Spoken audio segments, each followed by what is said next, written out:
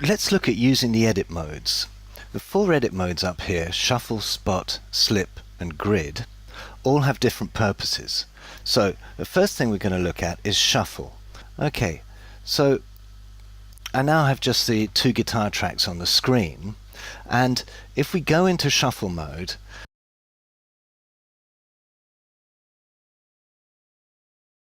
if I delete the selected section here, the file on the right hand side will move and butt up to here onto the left side. So let me just erase this. There you go. And now you see this section here is now on measure 12. I'm going to undo that. So that's shuffle. In slip mode, let me go to slip. Slip, basically there are no constraints. So let me just edit this. I've just hit Command E or Control E if you're on a PC. Now here I can move this totally without constraint.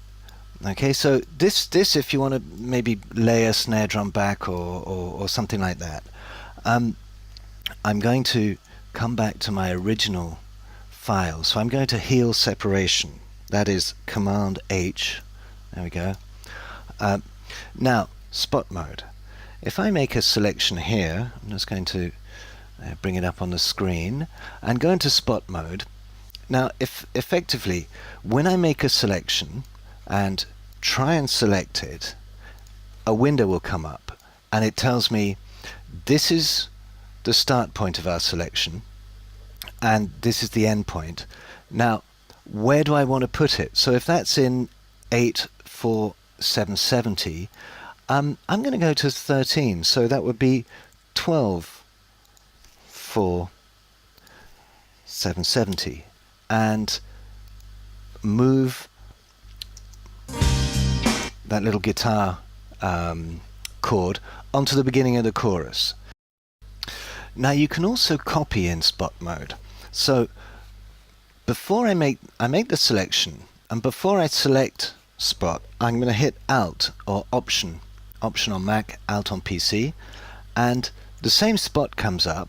Again, I'm going to go to 124770, and now I've copied the part from the bridge into the chorus. Grid mode. So first of all, there are 2 types of grids, absolute grid and relative grid. Let's go into absolute first. Absolute constrains the selection to the grid. So here my grid is in 1 measure units. I can go down, I can choose 16th notes. So there you see my grids, the resolution is much higher, and select here, but it's always going to be constrained to the grid. In fact, I lie. It's not always going to be constrained, because if you hit Command on Mac or Control on PC, you can suspend the grid, as in now it's as if we're selecting in slip mode. So if I was to, for example, make a selection here, again I'm going to Option or Alt and click, pull it over to the chorus and drop the chord on the chorus. But you see here I've missed the beginning of the note, because the note's got a little it's got a little pickup to it. So that's probably not the best way to do this.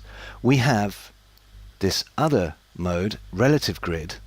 So let's have a quick look at that. What relative grid means is if I was to make a selection, now I'm going to just clean this up a second. If I was to make a selection where the beginning is not on the bar line, okay, so Command E or Control E if you're on a PC, I've just made a cut, and now Option or Alt and pull this over to the chorus, you'll see that right here the cut was made before the beat and it was dropped on the chorus before the beat. It's relative, and I can make a little fade in there. A little, there we go, little fade in, and I have there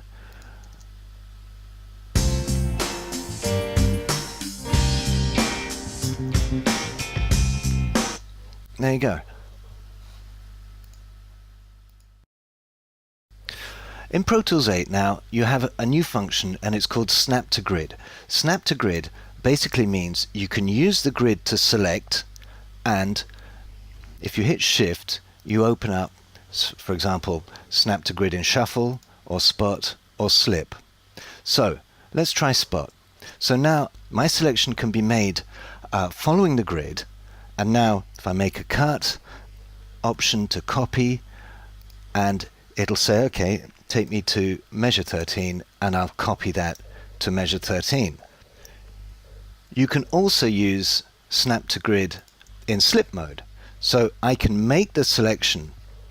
Let me go down to a 16th note.